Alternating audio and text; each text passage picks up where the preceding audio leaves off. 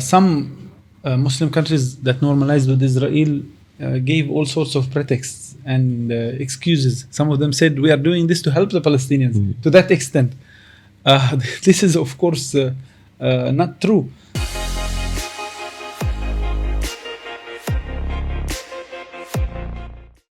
Assalamualaikum warahmatullahi wabarakatuh. Welcome to the IAIS podcast. We are all about diving into Islamic international relations, global Muslim affairs, and making Islamic discussion easy for you to understand. I'm your host, Sayuti Mansor, and I'm here to guide you through this episode. Today, we are having a very special guest in our studio, Dr. Muslim Imran. Dr. Muslim Imran is the director of AMEC, Asia Middle East Center for Research and Dialogue, and we are going to talk about Palestine and Al-Aqsa. Alright, Doctor. Let's start our discussion with the recent incursion or intrusion into the Al-Aqsa Mosque and its compound by a group of more than 1,000 ultra-nationalist settlers, this time led by its National Security Minister, Itamar Ben-Gvir, on 27th July 2023. And this is his third time his intrusion into the Al-Aqsa this year. And this was a clear provocation and aggression against the political status quo of Jerusalem and Al-Haram Al-Sharif. Perhaps, Doctor, would you like to explain more on this background? Yeah, thank you very much, Sayuti, and thanks to IAIS for this important discussion, I believe. Following up the news of the situation in Jerusalem, I would say that what is happening now is becoming very alarming. Of course, since the occupation of East Jerusalem in 1967, Israel's government and its NGOs and religious institutions have been attempting to undermine the Islamic status and identity of Jerusalem. But in recent years, those who are driven by such ideologies are in power in Israel.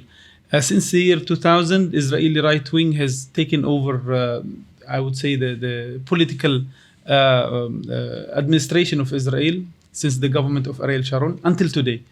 And every Israeli Knesset and every Israeli cabinet since then will have one, two, or many members of the temple groups. These groups believe that Al-Aqsa should be demolished and a Jewish temple should be built on its exact position. So these people are now in power. Since Netanyahu came to power again, he empowered them like never before. People like Itamar Ben-Gvir, an extremist who comes from a terrorist organization, the Kahanist organization that was banned in Israel itself some 20 years ago or so. He's now Minister of National Security. And this individual, along with other extremists like Smotrich and other ministers, are actually speeding up the destruction of Al-Aqsa. Unlike the Haredi Jews, these religious Zionist Israelis believe that in order to bring the Messiah, they have to demolish Al-Aqsa. So they are bringing all the necessary requirements for the demolishing of Al-Aqsa and the reconstruction of their temple. Amongst these things, of course, are some rituals like bringing red cows, which have been flown very recently to Palestine from Texas, the United States. 5 red cows. We'll talk about them further. They go into Al-Aqsa Mosque now on daily basis, unfortunately. On the 27th of July, more than 2,100 Israeli settlers came into the mosque, along with the minister. In earlier times, like in the year 2000, when these kinds of things happened, the backlash from the Muslim world was huge. If you remember, in the year 2000, when Ariel Sharon, opposition leader in Israel back then, entered Al-Aqsa Mosque along with his bodyguards and security escorts, an intifada started. Thousands of Palestinians marched in the streets. There were clashes with Israeli soldiers and police personnel. Muslims rallied all over the Muslim world. We saw hundreds of thousands marching all over the world, from Morocco all the way to Jakarta. Unfortunately, this is not happening now. Although what is happening in Al-Aqsa is more dangerous than what happened 20 years ago or 23 years ago. Of course, there is a fatigue, I would say, within the Palestinian context. The Palestinians have been revolting year after another.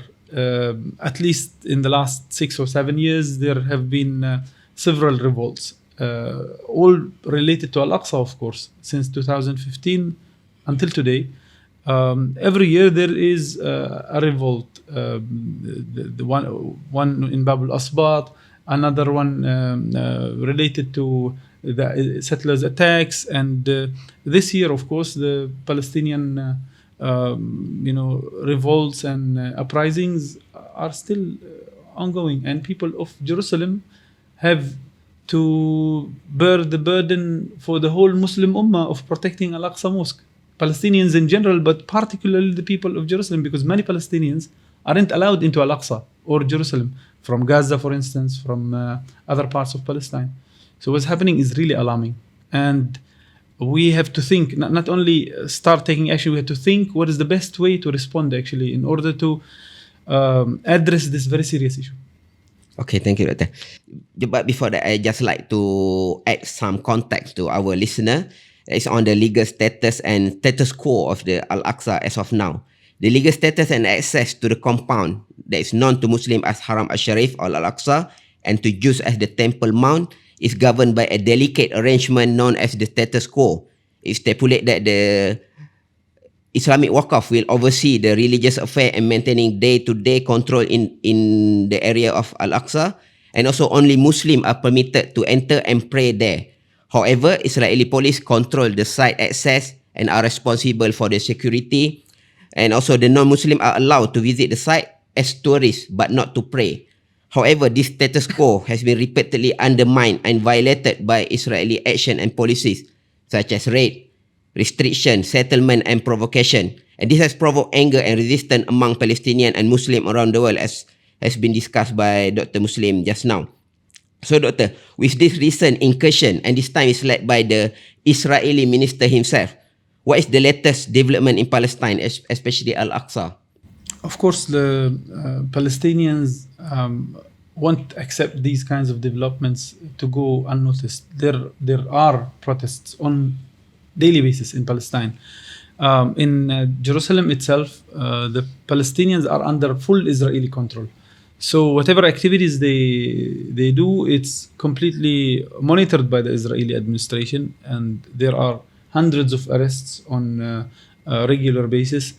Sometimes Israel goes to the extent of detaining people who have nothing to do with the ongoing developments or activities as a preemptive strike, to make sure that Palestinians who might think of doing something are undermined and are denied such opportunity. However, the Palestinians, especially in Jerusalem, are still doing their best. One of the things that the Palestinians in Jerusalem are doing is to make sure that the Palestinian presence in Al-Aqsa is permanent, and is on daily basis, to protect the status quo. So Muslim congregations not only perform the 5 prayers in the Al-Aqsa Mosque, but they also organize halaqa of Quran or ilm. This was, of course, banned by Israel later.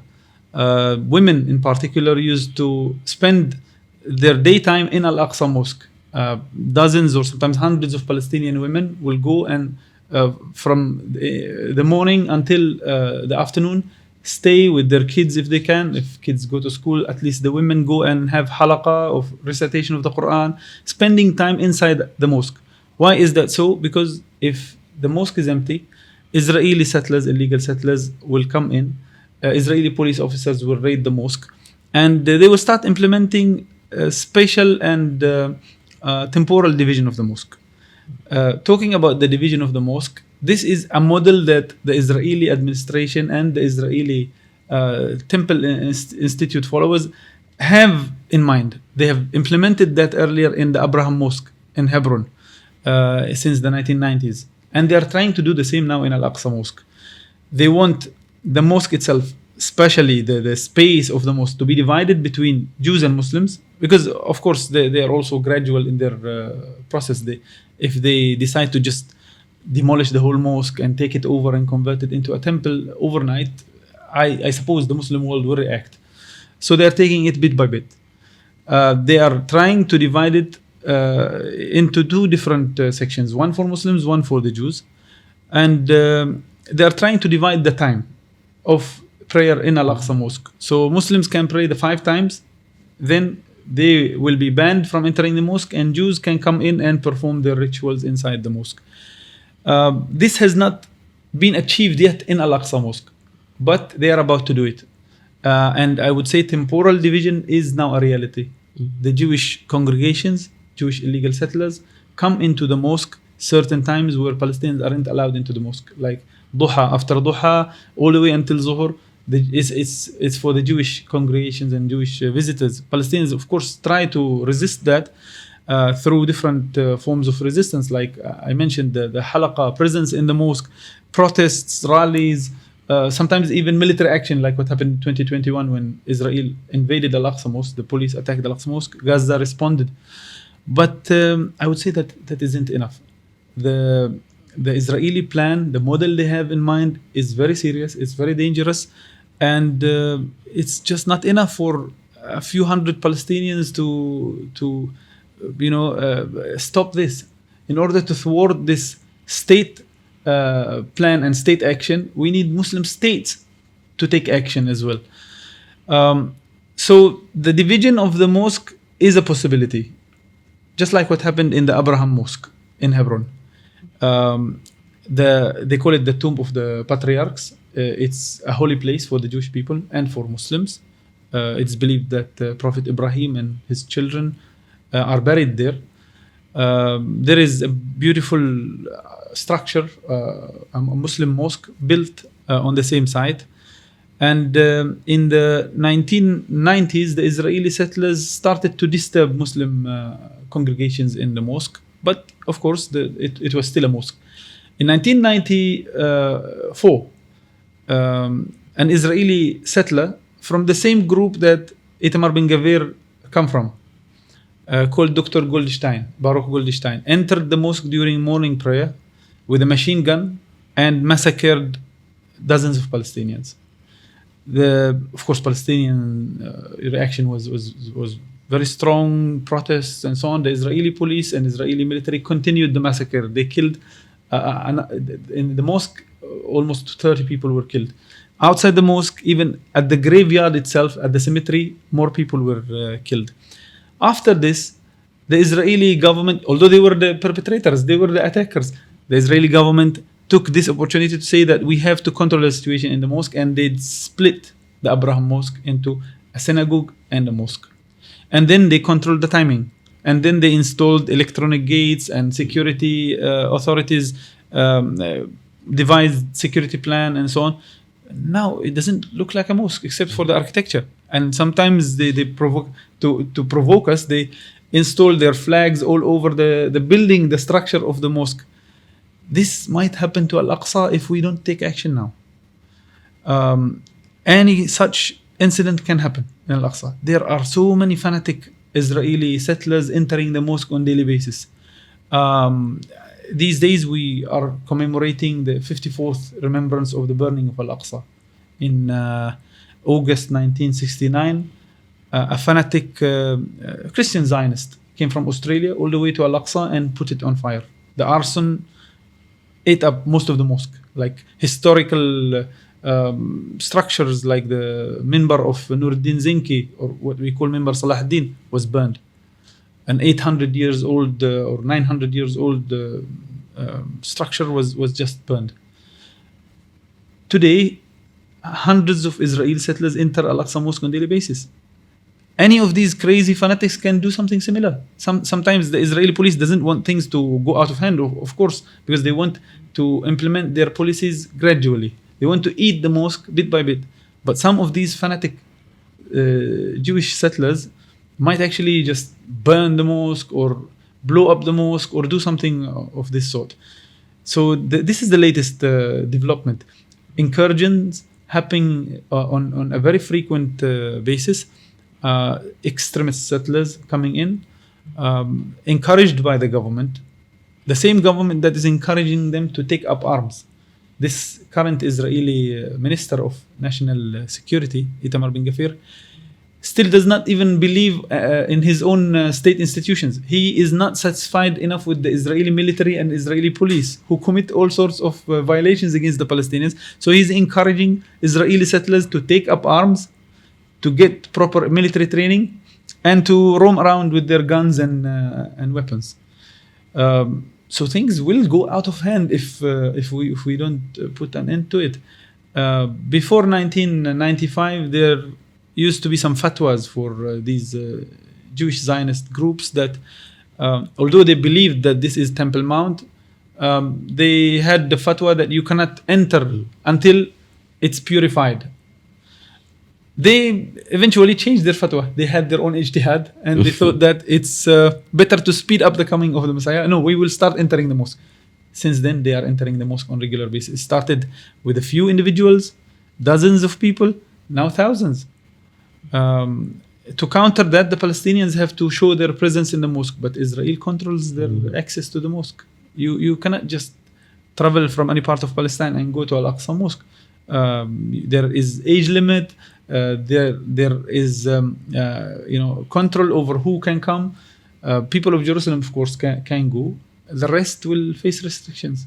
So I feel the few 100,000 Palestinians in Jerusalem are actually shouldering a huge responsibility on behalf of 1.8 billion Muslims. These few 100,000 are actually trying to take care of one of our sanctuaries. Okay, thank you, Dr. I agree that this is very alarming. Just to add on your point, I found that since 2003, the Israeli occupation authorities has been allowing Israeli Jewish settlers into the compound almost on daily basis. And today, even more and more Jews are doing so. Based on recent 2023 report, estimates an average 140 Jewish visitors entering daily. But Doctor, I just want you to clarify more on what you said before, because based on my understanding, not all Jews in Israel support this intrusion into Al-Aqsa Mosque. In fact, the ultra-Orthodox Jews even prohibit, as you said before, prohibit the Jews to enter the compound. And this is also the view of the chief rabbinate of Israel, that is the supreme authority for Judaism in Israel. So why we are seeing today even more and more provocation and attempt by the Israelis to breaking into Al-Haram Al-Sharif and pray there? Why is this so? Of course, the Israeli society is divided on the issue of Jerusalem and other issues. The issue of occupation is also a major point of contention. But the Israeli establishment under the current Israeli government is okay with such plans to take over the Al-Aqsa Mosque, because for many Israelis, Jerusalem is the center of their Zionist projects. Haifa, Jaffa, or many Palestinian cities that were occupied in 1948 do not have the religious symbolism that Jerusalem, Hebron, and Nablus have. Ancient Israeli states that existed some 3,000 years ago or so, temporarily for a few hundred years or even less, existed around the West Bank. So when they have claims, when they make claims, their claims are actually not related to coastal Palestinian cities, for instance, or southern cities or cities in the north. It's related to Jerusalem, Hebron, Nablus and their surroundings. Of course, factually, they cannot prove much. They have been excavating for decades now. They couldn't prove much. They're trying to build any link. But anyway, their story, their biblical claims lie in that area. So Jerusalem is the holy place for them. Therefore, many of the Israelis believe that they should continue to control Jerusalem. This is not a point of disagreement. But it's a matter of cost. Many of them feel that it's costly to actually continue fighting for East Jerusalem in particular, especially the secular groups. Secular groups feel that many of the Israeli seculars don't even believe in God in the first place. They believe that God promised them the Holy Land, but they don't believe in God. That God exists, that's another story. So these secular groups feel that in order to maintain control over Jerusalem and occupied West Bank, they have to continue spending money, sending soldiers, it's a big cost, and they feel that we already have something, so let's just give up control over this territory and do some security arrangements with the Palestinians where we can still maintain our security. But how big is this secular group in the Israeli society? Is diminishing. The Israeli society now is turning Israel into a theocracy and moving towards the right like never before. I mentioned that Israel has been run by right-wing governments since the year 2000. But even left-wing governments before that used to have elements of nationalist or religious Zionist groups. Since 2000, the Israeli right is in charge. Ultra-nationalists and ultra-religious groups. Many of these people are religious Zionist groups, not Orthodox groups. Some Orthodox groups still subscribe to the old fatwas that we shouldn't do anything in Al-Aqsa until the Messiah comes. But they are not the ones with the louder voice. They are not the ones in charge now in the current Israeli administration.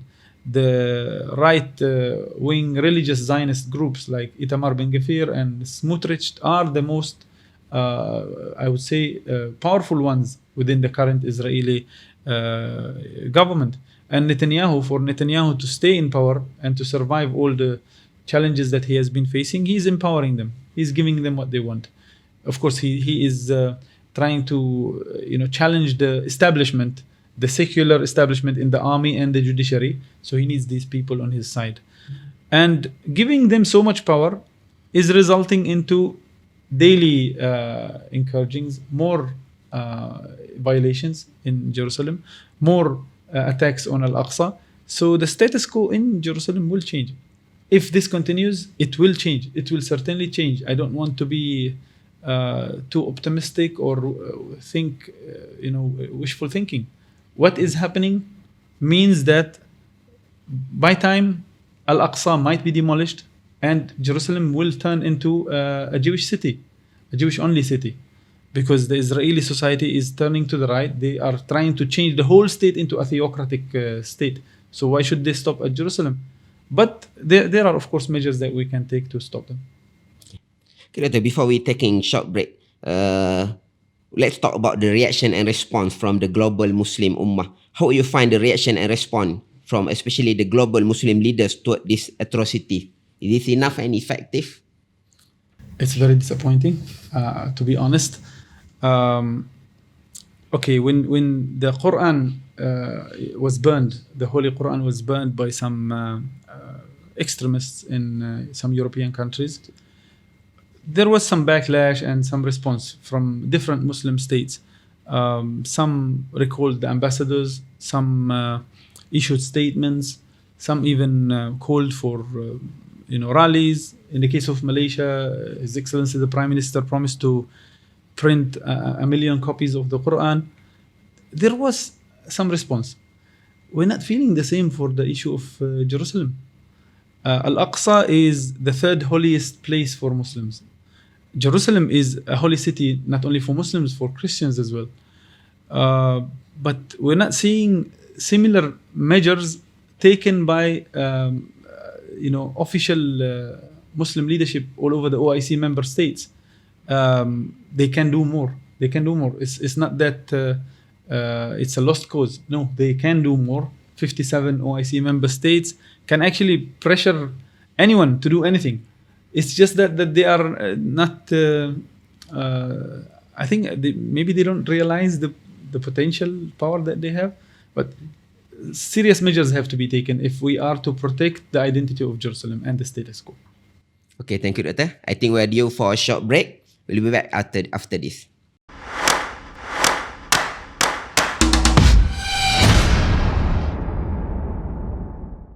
Alright, welcome back to IAIS podcast. Alright, Doctor. Before we're talking more about Al-Aqsa, I think let's zoom out and could you elaborate more on the general situation in Palestine as of now? The Palestinian issue has faced many phases over the last 75 years of occupation. The current phase, I would say, is the most dangerous because in 1948, when the Zionist militias took over Palestine, it was a clear-cut case of colonization. Foreign forces taking up arms, trying to take over somebody else's land. It was clear the Arab states came in to intervene. Unfortunately, they failed. In 1967, the same happened. Israel's military invaded different Arab territories in the West Bank, Gaza, Syria, and Egypt. They were faced by resistance. Unfortunately, this resistance failed, and they took up larger territories. It was also a clear-cut case of colonization. In 1978 and then 1982, Israel's army invaded Lebanon. Again, it was a very clear-cut case of colonization, a colonizing power expanding its territory.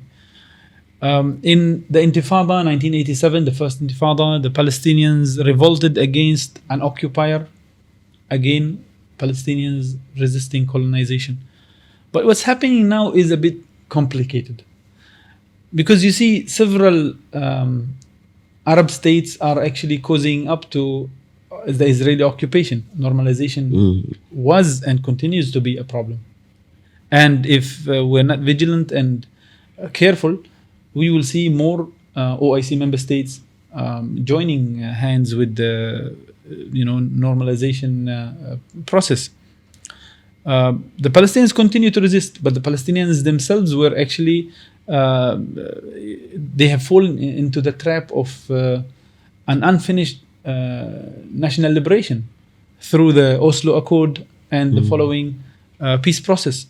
Since 1993, then 1994, when the Palestinian Authority was created, the Palestinians were supposed to achieve independence within the span of a few years.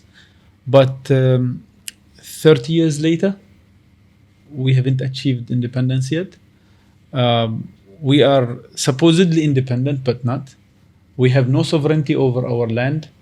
The Palestinian state is on paper only. The Palestinian government is under all sorts of pressure. The Palestinians are also politically divided.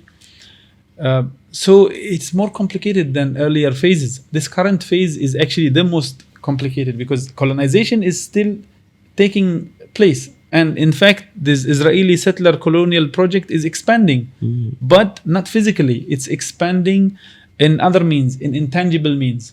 For instance, Israel is becoming a normal part of the region. To some of our neighbors, it's a neighbor. Unfortunately, normalizing with Israel means accepting Israel, accepting Israel's occupation. So the idea that this is a colonial project that should be undone, this is an occupation that should end, is fading away. And the Palestinians are left alone to their fate. Okay, you have been resisting, didn't work, it's your problem now. Earlier, it was the Palestinians fighting on one front, the whole Ummah fighting on another front. Now it's not the case. Palestinians in Gaza are isolated from the rest of Palestine. There's a blockade that has been in place for now maybe almost 20 years, 19 years, or maybe at least since the year 2006. There is an ongoing blockade on Gaza. The Palestinians inside Israel are facing all sorts of apartheid policies, and they are isolated from the rest of the Muslim world. They are also left alone to fight their own battles with Israel. Some try politically, some try through public disobedience, etc. The Palestinians in the West Bank are under direct military rule, facing not only apartheid, but also colonial era military law. So we have been divided through different elements of occupation, and in this phase, I think we need more thinking, more support. We have to work harder because, unfortunately, we have to now persuade our fellow friends in the Arab world and in the Muslim world that we are still under occupation. It wasn't the case 50 years ago. Now we have to fight Israeli occupation, and we have to persuade our natural supporters that this is actually an ongoing struggle. because some of them unfortunately were deceived, I would say, by the Israeli narrative, the Israeli propaganda, and they feel like why should we wait until Palestine is free to normalize with Israel? Israel has this and that, it can help us in this and that. And some of them have fallen into this trap. If the Palestinians themselves have fallen into the trap of the Oslo Accord, what about others? So this requires us to be very vigilant. We really have to devise plans to end Israel's occupation and to reverse this process. What has happened over the last 30 years should be reversed. I would claim that the Palestinians are aware. Maybe in 1993, 1994, some Palestinians were following the illusion of establishing an independent Palestinian state through the peace process, the US sanctioned peace process. But most Palestinians won't fall for this now. We realize that you don't just earn your independence with nice words. It's not going to work. So there is awareness in the Palestinian side. We want this awareness to be global in order to end occupation. What's your opinion about the boycott campaign? Is it work from the... Of course, I think the boycott campaign, especially the boycott divestment sanctions campaign, is one important tool that is exposing Israel's crimes and isolating Israel's occupation. Israel was created upon many myths. In the case of the Jewish Zionists, they believed in several myths and some sort of a moral burden that the West, especially Western countries, had. They felt that they persecuted Jews in Europe, they committed the Holocaust, and therefore they have to help the Jewish people get a state. Unfortunately for us, they chose our country to relieve their own burden. They found another people's land and they gave it to these Zionist militias. So there was this sort of moral cover for Israel's existence and creation. What we have to do and what the BDS is doing and what many other supporters of Palestine are doing is exposing Israel's war crimes, Israel's propaganda, in order to at least disarm them from this so-called moral weapon. They used to always play victim. And 70 years ago, too many, they were victims. Of course, they were persecuted in Europe. But today, Israel cannot continue to claim to be victim and go unnoticed. The BDS, the Palestinian resistance, the supporters of Palestine worldwide are actually telling Israel, you are not a victim anymore. That's very important. That's an intangible weapon that we need on our side in our struggle.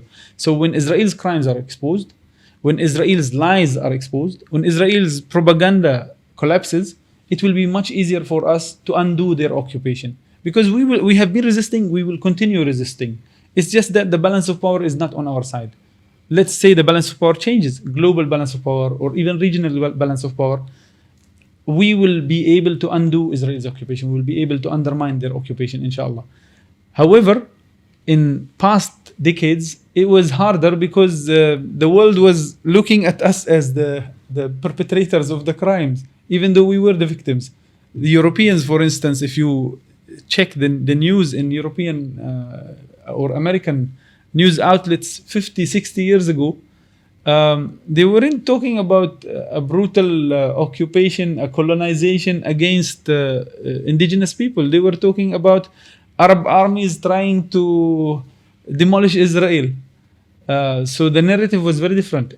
Now, all these resistance groups, BDS movements and others are actually undermining Israel's position through exposing its lies and propaganda.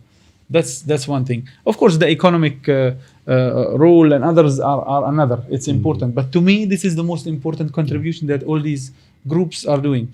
This intangible contribution which will help us in the long run, inshallah. Okay, following from that point, and also you were saying before about the support for the Palestinian from the Muslim world. I want to ask about how about the support for the Israel from the West with the increase on the talking about justice, equality, and also on the rise of social media, the people can see for themselves the atrocities of the Israel in Palestine. So how would you see the support for the Israel in the West, especially in the US? I believe it's declining. The support that Israel used to get in the past was political, cultural, diplomatic, emotional, financial, military. But now Israel is seen as a rogue state in many quarters in the West. This is a very big development. Maybe in certain political spheres, like the American political establishment, Israel's lobby is very, very influential. So they dislike Israel's policies, but they cannot do much about it. So you see, Biden's administration is very unhappy with Netanyahu and his right-wing government. But there isn't much that they can do because they know that Israel's lobby is still very influential inside the states. But even there are voices that are actually condemning Israel. This is something unheard of. 20 years ago, 30 years ago, this would never happen. There are now at least 20 congressmen and women who are actually criticizing Israel, criticizing the blind support that the US offers Israel, especially military aid. That's a big development. The US is maybe peculiar in this sense. Their attachment with Israel is very strong. Israel's lobby is very influential in the US, and the US democracy is not that open and democratic anyway. Unlike in Europe. In Europe, I see even the political leadership is slowly distancing itself from Israel and its policies. The European Union is not giving a blank check to the Israelis like the Americans are, or like they used to do decades ago. Now the Europe is more democratic than the US. The European civil society, the European societies in general are more sympathetic towards the Palestinians in most European countries. In fact, most European governments are,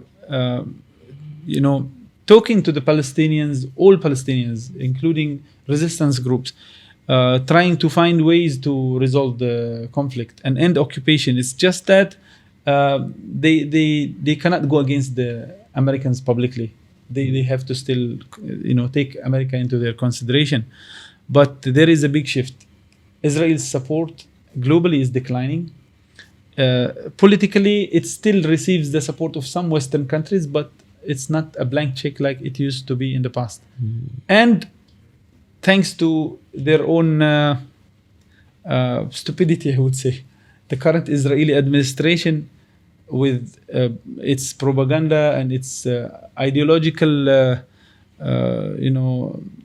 biases, is digging its own grave. The current Israeli administration is telling the world that what we're committing is apartheid and colonization, and we don't care about you. Israelis in the past were smarter. The left in Israel that established Israel in the 40s and ruled it most of the years up at least until the 70s, has always played victim, has always spoken about democracy, freedoms, identified as a Western democracy in a jungle of barbarism, which is the Arab world in their perspective. Netanyahu and his government now don't bother about that. A few years back, they enacted the nation-state law, a clear-cut apartheid law, which downgrades the rights of Arabs and the Arabic language, etc., within Israel. Today, the current government is literally saying that we are apartheid. You don't like it, you leave. You want to stay in Palestine, you have to accept apartheid. You don't want to accept apartheid, we are going to kill you or kick you out. So they are undermining their own position with their own hand, with their own doing, which is fine. I think now awareness with social media, with this information revolution is growing very fast. But of course, we cannot only count on awareness. Awareness is important; it's a first step, but we cannot count on it to stop the Israeli policies on the ground. We need this awareness to mount pressure on decision makers to be translated from sympathies into action in order to stop the Israeli processes on the ground. In the long run, I believe Israel's occupation will come to an end. I'm very certain about that. It's just that the cost might be very high. Palestine will be free, but imagine Palestine without Al-Aqsa, without the holy sanctuaries in Jerusalem being destroyed. This is a possibility now. So we will free Palestine, but we have to minimize the cost, minimize the damage that Israel now does not hesitate to do. Especially if they feel cornered, they are going to commit more crimes and perpetrate more crimes. Okay, thank you, guys.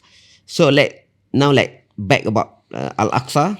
Talk about Al-Aqsa. Let's talk about another important issue on Al-Aqsa. That is the excavation plan by the Israel Authority around the Al-Aqsa compound. And as we know, the large-scale excavation has begun since early as 1967. That is shortly after the Six-Day War in which Israel occupied the East Jerusalem. And also since the start of the excavation, many parties, such as UNESCO, has called on Israel to halt its digging, stressing the illegality of such action in occupied territory. And also there are so many reports on the destruction that this project caused to the house, building, and more important, the Al-Aqsa Mosque that is directly above it. And also the official Al-Aqsa Mosque has raised deep concern over Israeli excavation work at the holy site, which has caused crack and other damage to the building structure. But Israel still pursue this project, and they claim that this excavation plan is claimed to be an archaeological research to study the ancient Jewish civilization there. Is it true, Doctor? Excavations have been taking place, as you said, since 1967. They tried, of course, to find some archaeological proofs of their ancient presence in Palestine, but it was very hard. The more they dig, the more Islamic and Byzantine, architecture they find. Umayyad, Abbasid, Fatimid, and sometimes Roman and Byzantine. So it's actually challenging for them as well. However, the recent excavations are alarming because they are not for scientific reasons, they are not for historical evidence, they are for religious purposes.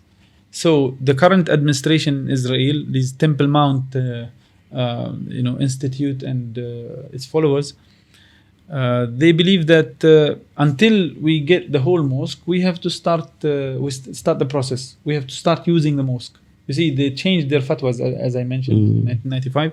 So they are not waiting to purify or so-called purify the temple arena. They are already invading it. So this invasion, this incursion happens above ground and underground. Underground is through a network of tunnels. There are at least 37 tunnels under Al-Aqsa Mosque. In recent months, the Israeli cabinet wanted to send a signal to its own supporters and to the Muslim world that they are in charge of Al-Aqsa. So they held a cabinet meeting under Al-Aqsa Mosque in one of these tunnels. That was a very strong message, actually, that we own the mosque underground and we're coming to you above ground. It's just a matter of time. This network of tunnels is symbolically very dangerous because they are controlling the mosque, literally controlling the mosque. And let's say that there is a peaceful settlement and the Palestinian Authority is going to get authority over the mosque. Underground doesn't belong to the Palestinian Authority. It wouldn't. Now Israel controls everything. But let's say if they come to a settlement. So for Israel, in the long run, they want the whole arena, the whole mosque. The other risk that is caused by these tunnels is structural risk, architectural risk. What if, God forbid, if an earthquake strikes and Palestine is in a geographic location that is prone to earthquakes? In fact, in ancient history, there were major earthquakes in the Abbasid times, for instance, where Al-Aqsa collapsed. So if all these excavations under the mosque don't stop and the structure of Al-Aqsa continues to be weakened, anything can cause an imminent collapse of the structures of Al-Aqsa. This 13th century masterpieces will just vanish. The Dome of the Rock, the Qibli Mosque, the Marwani Musalla, and others might just collapse because of so-called natural disasters, because they're digging under the mosque. Anything can destroy the mosque. If this happens, of course their mission will be easier. They can just clear the rubble and build their own temple. And to build the temple, they are actually also taking some steps. Maybe we'll talk about. Every year we have been heard about this threat that Israel is going to demolish Al-Aqsa through this excavation. So what's the difference with this time? Is it for real this time, or is it just another clear provocation? And could you also elaborate on the Red Heifer project that you already mentioned before? You see, the previous Israeli governments weren't maybe excited about taking action by their own hands. They would let Israeli groups, Israeli NGOs and Israeli illegal settlers do the job for them. But the current Israeli government is allocating budgets, is devising plans, is having national committees to discuss how to actually replace Al-Aqsa with the temple. So this is, of course, very serious.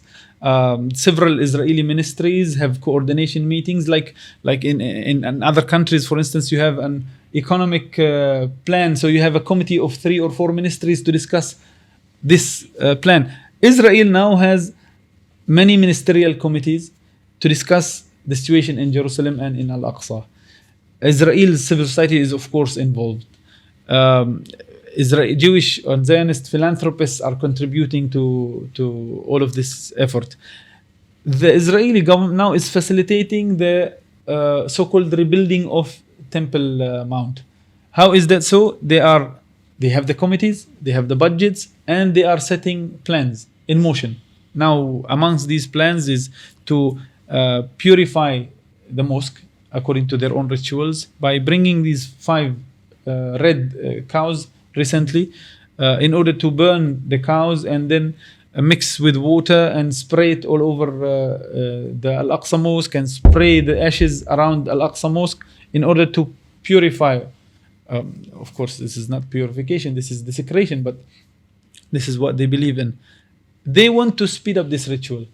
This ritual takes place in their own beliefs just before the rebuilding of the Temple Mount, the third mount, the third temple.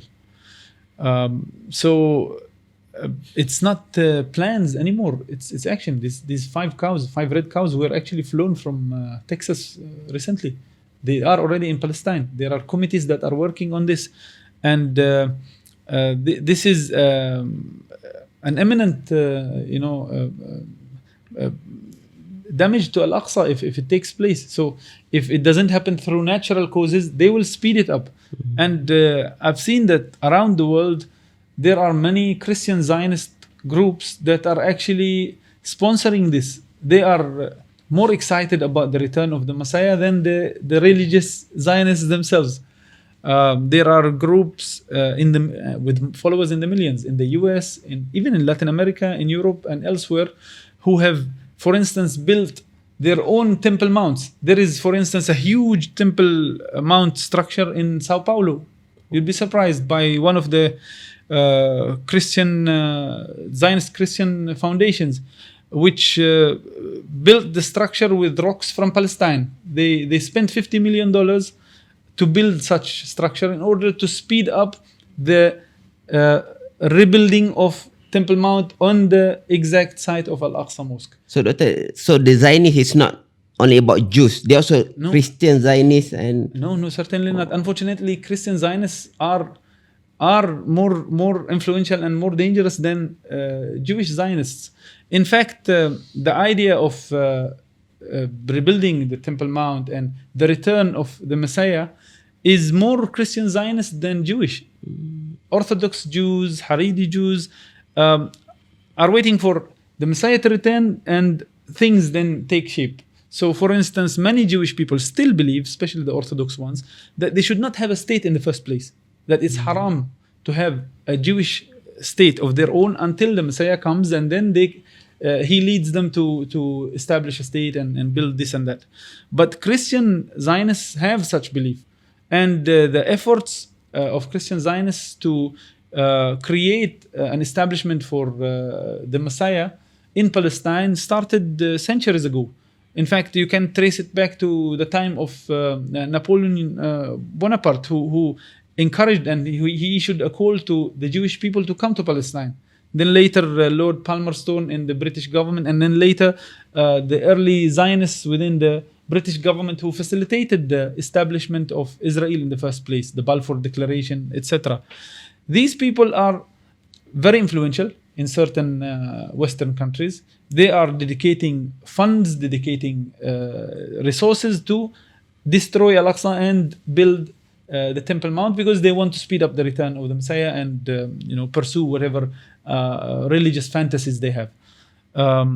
So more awareness has to be created, of course, because these groups are misusing scriptures, misusing biblical verses and so on to cause destruction and to cause a religious war. We don't want a religious war, but if they do something of this sort, destroying Al-Aqsa or undermining the Islamic identity of Al-Aqsa Mosque and Jerusalem, this is an open invitation to an open religious war. We don't want this to happen, and rational people all over the world should stop this. Unfortunately, with populism on the rise, the right-wing ideology of these Christian Zionists and Jewish religious Zionists is on the rise. Okay, thank you, Doctor. I think we are due for another short break. We'll be back after this.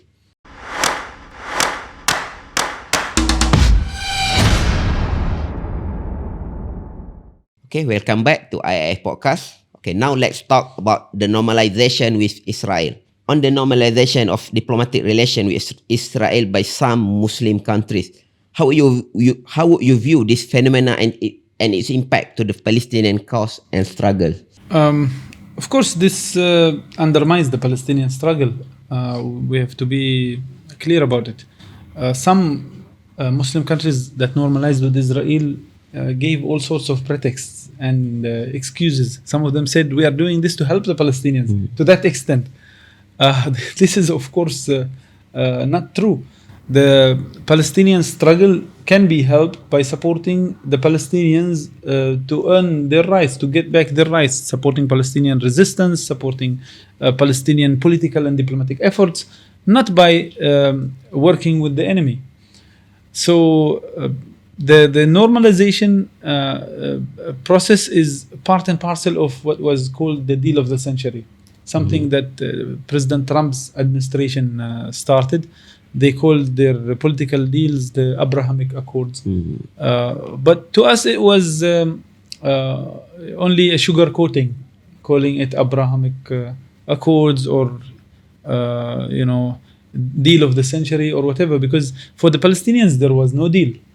It was the abandonment, a total abandonment of the Palestinians, and trying to find ways for Israel to become a normal part of the region. In many cases, the countries that got involved in normalization had, other reasons, not related to the Palestinian-Israeli conflict, either for their own so-called national security concerns, like in the case of Morocco and Sahara, or for economic gains, maybe like in the case of Sudan. But in reality, this normalization did not help the Palestinians and did not help these countries themselves. Now, some OIC member states opened up relations with Israel early on, like Egypt in the late 1970s, like Jordan in the 1990s. However, they did not normalize. So what I mean by normalization is the total embracement of Israel. Egypt and Jordan started diplomatic ties with Israel, which is something that we condemn and disagree with. But they did not allow these relations to extend to cultural relations, to extend to social relations, and to some extent also to economic relations. Israel still remains in the psyche of the Jordanian establishment and Egyptian establishment as an enemy state. In fact, only a few months ago, there was an incident at the border of Sinai, the Egyptian-Israeli border, where an Egyptian police officer took up arms and went into the Israeli side and clashed with Israeli soldiers and shot them. So to the establishment in Egypt, Israel is still an enemy. But unfortunately for the new normalizers, for some of the new normalizers, suddenly they cozied up with Israel and they started to rub shoulders. They became really close friends. Cultural exchanges, investments, tourist trips, and all sorts of activities. It was ridiculous. It actually shows how superficial decision making in such states is. If for any country, when you do foreign policy restructuring, you don't just completely reverse everything and have a total change if it's still the same administration, the same regime. In a country, let's say like Malaysia, it's the same administration for many years. When they do foreign policy restructuring, you don't just switch off and switch on everything. There are processes, there's due process, there are state institutions. And we've seen this in the case of many countries. When you change your foreign policy, if it's still the same administration, the change will be slow and steady and gradual. In the case of some of these new normalizers, they decided to embrace Israel, and overnight they completely changed their foreign policy. It was not only a political deal for some reason or another. It was a total embracement of Israel. They started investing millions of dollars in Israel. They started buying Israeli football teams. They started doing cultural exchanges, student exchanges at a very fast pace. I think within 1 or 2 years, we've seen things that have never happened between Israel and Egypt, although the normalization between the two countries is almost 50 years old. So the normalization is not only about diplomatic ties. No, it's normalization is actually the more concerning. Normalization is not the diplomatic ties, it's the cultural, economic, and other ties, because diplomatic ties are still controlled by the decision makers, and it's usually made upon certain calculations. We don't encourage it, we don't like it, but to me it's still way lighter and easier than the cultural normalization and then the economic normalization. So it only reflects how superficial decision making in those countries is. They made wrong calculations. They went all in, and now they're realizing 3 or 4 years later that it was actually a mistake. In many of these countries, they realized that the benefits that they were dreaming of aren't real, are illusionary, and that's why many of these processes are reversed. Even cultural and economic normalization is now being slowed down by these same countries that normalized with Israel. Some of them thought that Israel can protect their security. It's never gonna happen. Israel cannot even protect its own security from the poor Palestinians. How is it going to go protect you in the Gulf or in Africa or elsewhere? They thought that Israel is going to share with them its sophisticated military technology. It's never going to happen. The Israelis get access to most of these technologies from the US. They are not going to just hand it over to you. In fact, many OIC member states have deals with the United States to buy F-35s and all these sophisticated weaponry systems, and they don't get it. If they get it, they don't get the full system. So I don't know. I think they had some really superficial decision-making system to make them think that they can get everything just because they signed an agreement with Israel. But anyway, this was a mistake, and it can still be corrected. When the World Cup took place in Qatar, the most recent one, in 2022. We have seen the public response towards Israel in the interviews that were conducted. Some Israeli TV stations were there, of course, unfortunately, but it was a good opportunity to show how the masses in the Arab world and in the Muslim world and in the world at large react to Israel. They boycotted Israel. Nobody wanted to talk to the Israeli media men and women. And when they forced them to talk, it was criticism of Israel. This is how the people feel. So I think the mistakes of normalization can be corrected. It's just that it's going to take some courage to actually reverse this process. And in the case of many countries, they realized that it was a waste of time and efforts and popularity. Like in Sudan, the whole process is completely reversed now. They still maintain maybe some ties, but it's not the normalization that was spoken of a few years back. Unfortunately, in the case of some countries, they got involved in military terms, and they continue in this process. Hopefully, this will be reversed. What matters more now is for other countries not to follow suit. Maybe 4 countries normalized. Hopefully, they will reverse their decisions. But now, for the rest of the OIC member states, we don't want anybody else to follow suit.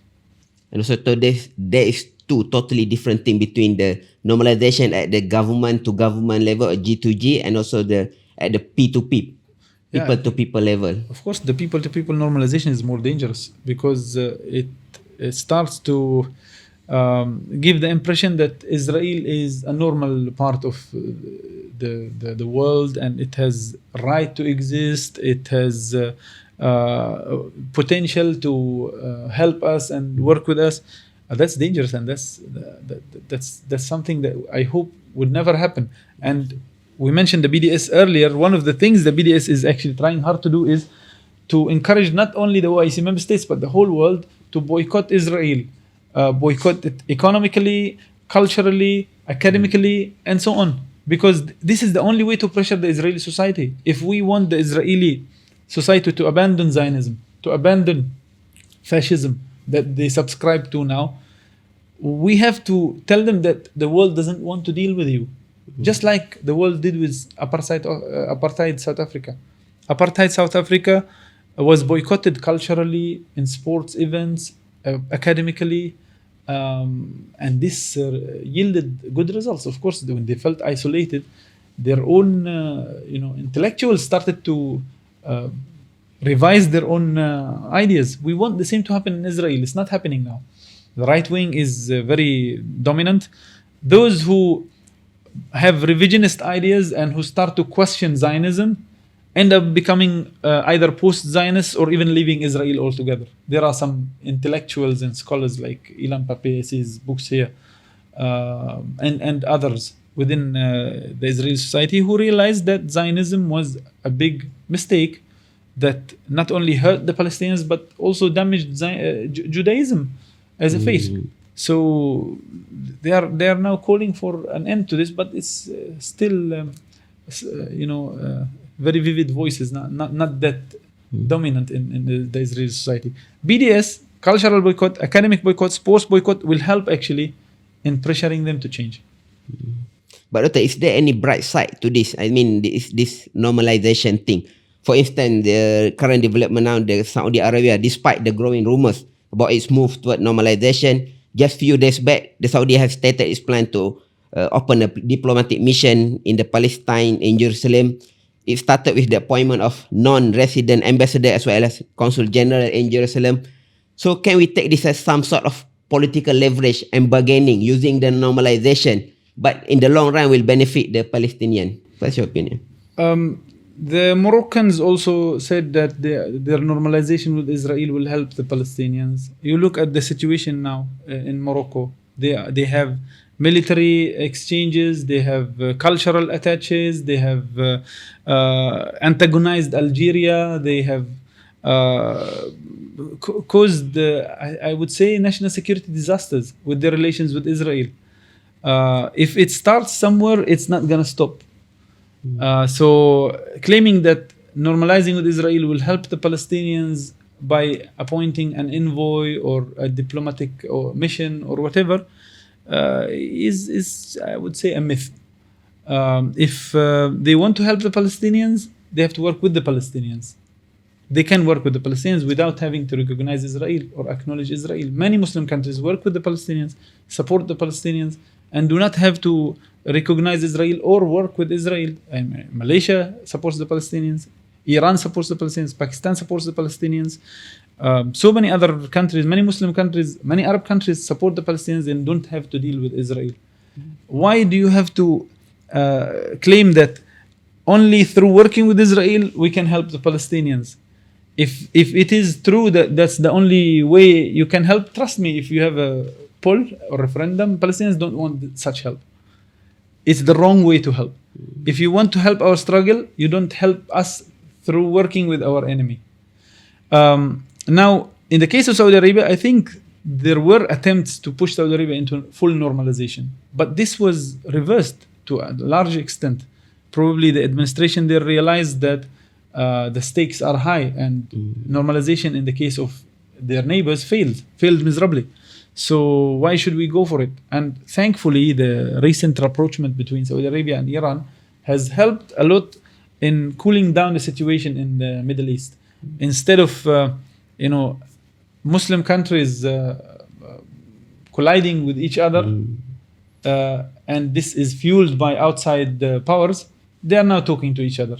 It's a good development.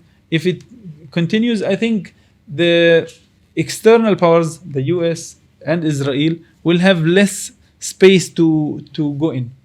But previously, the rivalry between these two Muslim countries was fueled by external powers, and of course the Israelis were benefiting because the Israelis were trying to woo Saudi Arabia to go into normalization.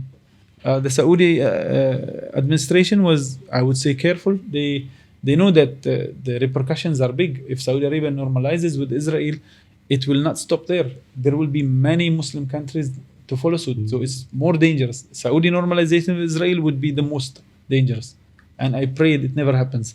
Now, of course, appointing envoys in Palestine does not necessarily mean that they are trying to work with the Israelis, because these are first steps. Let's take it positively and think that it won't lead to working with the Israeli side, because I think it's an honorary envoy or something. Okay, thank you. I think to conclude, let's talk more about solution. So in your opinion, as of today, what is the most practical and realistic strategy and solution that need to be taken by the Muslim Ummah, especially through our leader? Okay, I would say there are two dimensions to this. One is the Palestinian struggle that is taking shape to liberate Palestine. It's a struggle for freedom, it's a struggle against colonization, and not only the Muslim Ummah, but the whole world should get involved in aiding this to support the Palestinians liberate their land. Just like Algeria was liberated from colonization, or even Vietnam was liberated from colonization, Malaysia, Indonesia, and many other countries. So the world has to work with the Palestinians on ending occupation, on building a Palestinian state, on empowering Palestinian resistance. That's possible. The other dimension is the situation in Al-Aqsa and the holy sanctuaries in Jerusalem. This is a shared responsibility on all Muslims. Nobody can wash their hands from this and claim that it's none of their business. Muslim states, Muslim decision makers, Muslim masses, Muslim NGOs, Muslim individuals have collective and individual responsibility to protect their holy sanctuaries. If anything happens to the Haram Mosque in Mecca or to the mosque in Medina, we're all responsible. We cannot claim that Saudi Arabia has to deal with it. No, it's not Saudi Arabia's responsibility alone. It's everybody's responsibility. The same applies to Al-Aqsa Mosque.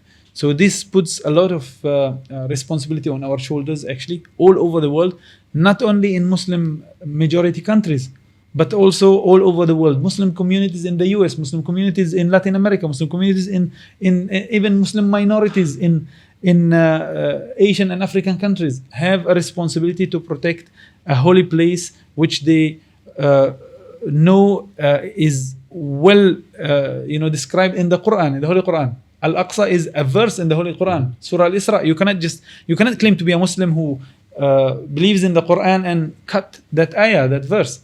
So Al-Aqsa is a shared responsibility, collective and individual, for all Muslims. We have to devise plans to protect Al-Aqsa. I believe that Palestine will be free. But again, as I mentioned earlier, we don't want this to happen with a very expensive cost, losing Al-Aqsa Mosque, losing holy sanctuaries, seeing them turn into rubble. We have to do something to stop that from happening. Muslim states have huge resources and influence in the world. They can do a lot to stop that. But this is not utilized yet. I would say that the potential is not utilized. Okay, thank you, Doctor. So I think that's all from us today. Once again, I thank you, Dr. Muslim Imran, for being here today. And big thanks to you as well for tuning in. If you enjoy what you hear, do us a favor and spread the word. Share, like, and drop a comment. See you in the next episode. Assalamualaikum warahmatullahi wabarakatuh.